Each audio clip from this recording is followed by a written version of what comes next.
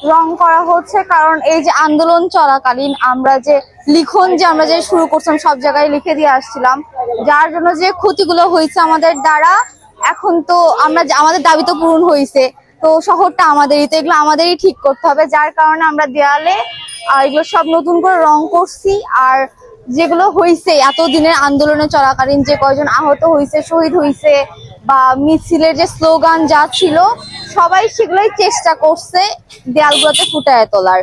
আর এর মাঝে অনেকে অনেক কিছু আঁকাইছে, যেরকম আমি এখানে ফুল আঁকাইছি, ওই পাশে আপনারা দেখবেন আরো রিক্সা, আরো বাচ্চাদের, মানে অনেক কিছুই, বড়রা ছোট সবাই মিলে এগুলো আঁকাইছে আর কি।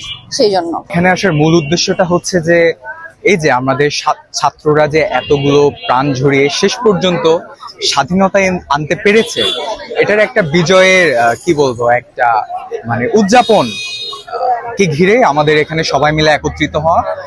বগুড়ায় যারা শিক্ষানবিশ তরুণ প্রজন্ম আছে, শিল্পী যারা আছে, তরুণ শিল্পী, তাদেরকে নিয়ে আমরা একসাথে হয়েছি, সবাই গান বাজনা করব। এবং আমাদের রাজধানীতে যেরকম আমরা জানি শিল্পীদের, তরুণ শিল্পীদের জন্য নিবেদিত রবীন্দ্র সরোবর আছে, যেখানে তারা মুক্ত চিন্তার গান করতে পারে, সেখানে সবার একটা নিজস্ব স্বাধীনতা আছে।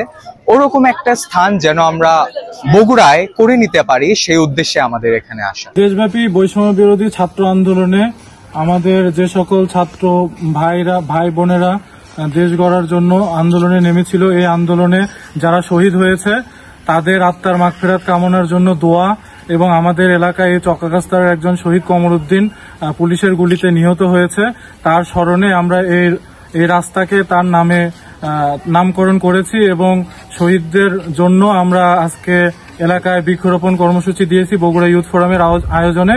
এখানে আমাদের সঙ্গে এলাকার যারা মুরব্বী আছে, আমাদের ভাই বোন চাচা যারা আছে, সর্বস্তরের মানুষ আমাদের সঙ্গে একাত্মতা প্রকাশ করেছে। দেশের প্রায়োরিটি যেটা, সেটা সবার প্রথমে আসে, কারণ আমাদের দেশের চেয়ে বড় কিছুই না। আমরা দেশকে আন্দোলনের মাধ্যমে একটা সঠিক পথে নিয়ে আসছি, এবং ধীরে ধীরে এই কার্যক্রমটা যেন সারা দেশব্যাপী ছড়িয়ে পড়ে, সেজন্য আমরা নিজেদের দায়বদ্ধতা থেকে, নিজেদের ইচ্ছায় আমরা ট্রাফিক এবং পরিষ্কার পরিচ্ছন্ন যে অভিযান, সেটা পরিচালনা করছি। এবং এটা জেনে খুশি হবেন যে গত 2 দিনে বাংলাদেশে বড় কোনো ধরনের গাড়ি দুর্ঘটনা ঘটেনি। দেশের জন্য যে কোনো কাজই আনন্দের এবং গর্বের কাজ, এবং আমরা এই কাজের জন্য গর্বিত। আমরা আহ্বান করব আমাদের মধ্যে যারা সাধারণ শিক্ষার্থী আছে, তারা যেন নিজেদের তাগিদে এবং নিজেদের দায়বদ্ধতা থেকে এই কাজগুলো করতে এগিয়ে আসে, যাতে দেশের মঙ্গল হয়। তোই চাই যাদের প্রকৃত দায়িত্ব এটা, ট্রাফিক পুলিশ এবং বাংলাদেশ পুলিশের, তারা এই কাজে, তাদের কাজে ফিরে আসুক এবং তাদের কাজটা তারা সুষ্ঠুভাবে পালন করুক। আমরা চাই আমাদের পড়াশোনা এবং আমাদের শিক্ষা কার্যক্রম যেটা আছে, সেটার মধ্যে আমরা আবার ফিরে যাই। এই দেশটা যেহেতু আমাদের, এই শহরটা যেহেতু আমাদের, তাই এই দেশটাকে, শহরটাকে গুছিয়ে সুন্দরভাবে গোছানোর দায়িত্বটাও আমাদের। আমাদের বন্ধু বান্ধব, শিক্ষার্থীরা, আমাদের মধ্যে অনেকে ট্রাফিকের দায়িত্ব পালন করছে, কেউ চিত্র অঙ্কন করে, কেউ গান গেয়ে আমাদেরকে চেতনা জাগাচ্ছে।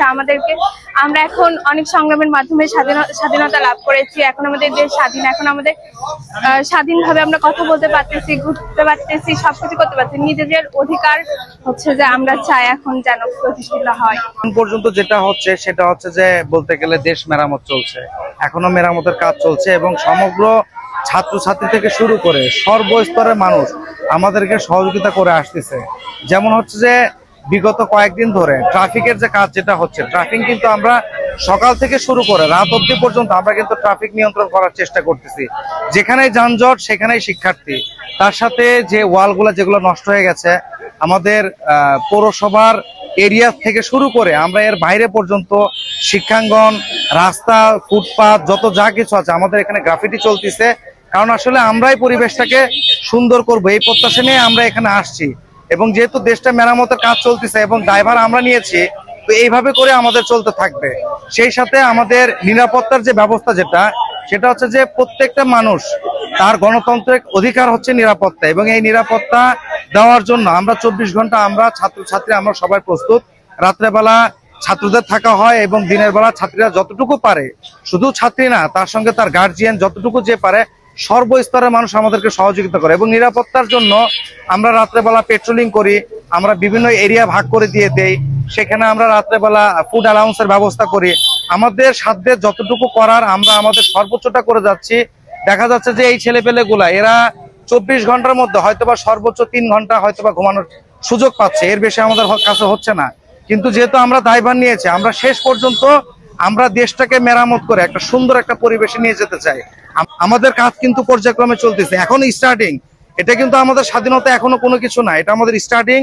দেশ মেরামতের কাজ চলছে, প্রত্যেকদিন নতুন নতুন ইনস্ট্রাকশন হচ্ছে। আজকে যেমন বাজার মনিটরিং এর কাজ হচ্ছে, কালকে আমরা আরেকটা কাজ ভাগ করে দিব।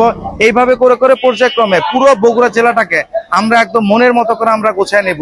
এই জেলা, এই দেশ আপনার আমার সবার।